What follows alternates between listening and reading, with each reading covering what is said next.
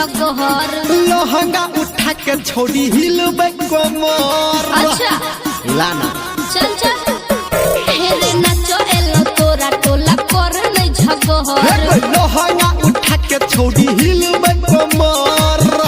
दारू शराब छौरा पीने खेने छै। हेलो हेलो सब शांति बनाए रखे, कोई अनहरिया का फायदा मत उठाइएगा।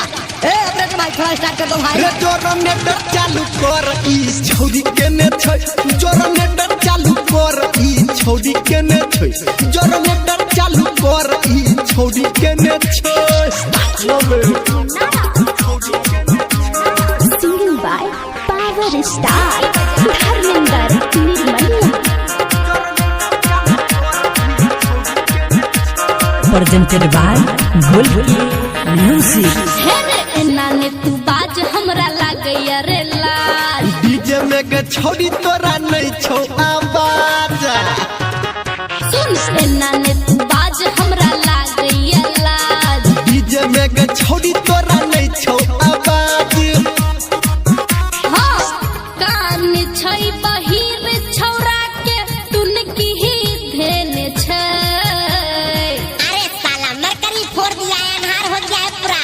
ए कंप्यूटर की नाम है छोरा, घेरे स्टार्ट करा ना। रे जोरनेटर चालू कर ई छौरी केने छै, जोरनेटर चालू कर ई छौरी केने छै, जोरनेटर चालू कर ई छौरी केने छै। माँ गायत्री रिकॉर्डिंग स्टूडियो।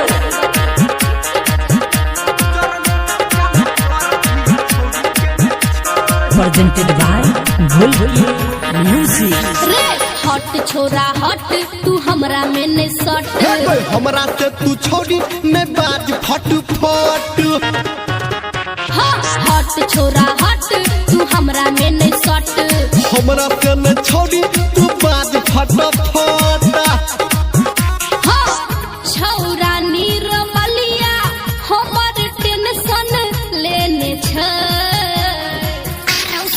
नूर सुराइछन हरिया गते, हेरे सा हटला तसे, हेरे तकी करे छरे रूपम देखने करावे। रे जोरनेटर चालू कर ई छौरी केने छै, जोरनेटर चालू कर ई छौरी केने छै, जोरनेटर चालू कर ई छौरी केने छै। साइकिल ही रे।